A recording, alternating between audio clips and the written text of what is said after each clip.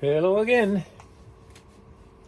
For the last maybe 6 or 7 months, I've been working on railroad cars, gotten away from the 1/6 scale figures for a while. That's what used to happen with my hobbies in general, not always doing the same thing, but kind of taking turns in the top interest. Here I have two cars, two gondolas from SBB Swiss. I forget the era now. It's probably 4 or 5 or later, as you would imagine. I have two. It's number 4689. I decided to show like a tutorial of how I weather them. It's really super simple. It looks more detailed than it is. But since I have two identical cars, I'm going to leave one alone. I'm going to weather this one so then later I can show before and after. It's kind of probably tiresome, but most of what I do with all my models is using this mix, very dark red-brown, probably half red-brown Tamiya with flat black. And that's like a universal shading for me, and it works really well. The first thing I do is I should put some gloves on. You can tell that I haven't done any videos lately, and these things go pretty quickly. Always have to make them less than 10 minutes for some reason. Okay, so what I do is I paint the inside with that red brown. It's kind of easy because by angling the car, you don't paint the outside, even though eventually you'll want to paint the outside.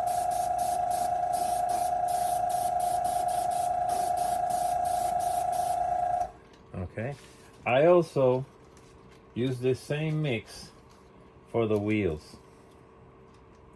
Very quickly, just, I've tried different colors, and this one, my eyes, it looks the best. So I just, the lower part of the car.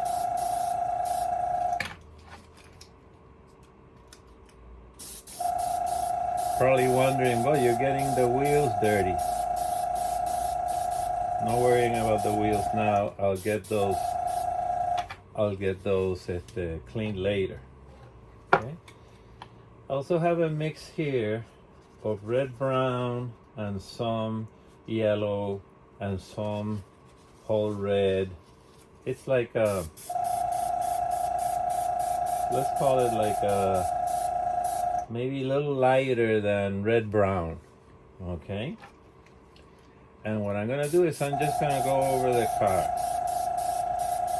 Don't worry about anything. The other day it was kind of fun actually. I was doing some of these gondolas for scrap work. There were actually 18 of them. Of course, it took longer than this single one, but you'd be surprised how quickly it goes.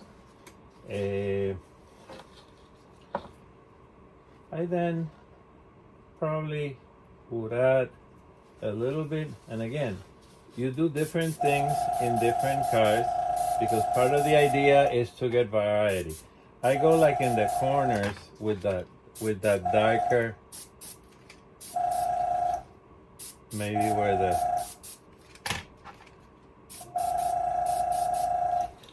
okay. So far this is where we at. Okay, dark inside, it looks used. The wheels darker, gets picked up, and we'll follow with the next step in a little while. Okay, don't have to leave a lot of time for the paint to dry on the car, because what we're now gonna do is take most of the paint out. I use an old t-shirt. No way to use toilet towel paper towels for this because it gets too messy. But an old t-shirt, dip it. Yeah, I'll remember everybody. I use denatured alcohol, these big tins, to thin my Tamiya paints for the airbrush, about 50-50, maybe a little bit more for these cases. So that's denatured alcohol. You dip it, take some of the excess off, and then go over the car, basically cleaning so that those colors that you added with the air gun, you're removing them, but leaving them in the creases and the indentations. Okay, this is what I use this a lot in my 1/6 scale vehicles. I call it reverse dry brushing, because instead of adding pigment to the high areas, I'm actually removing it. Okay.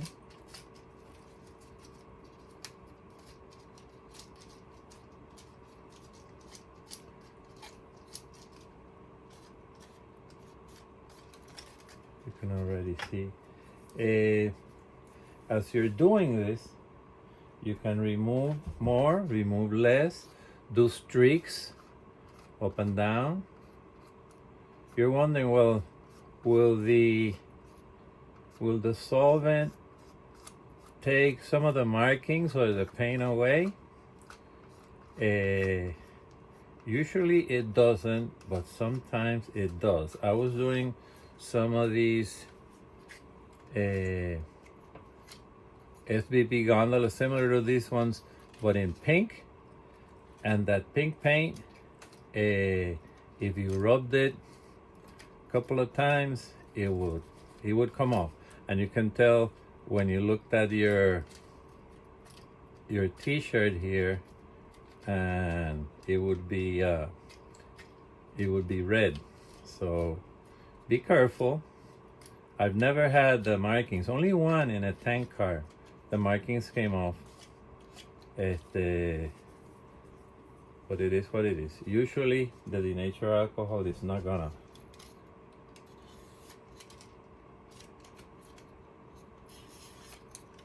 Okay, so this is how it looks when you overpainted it. Okay, and then you just remove it, and it'll leave it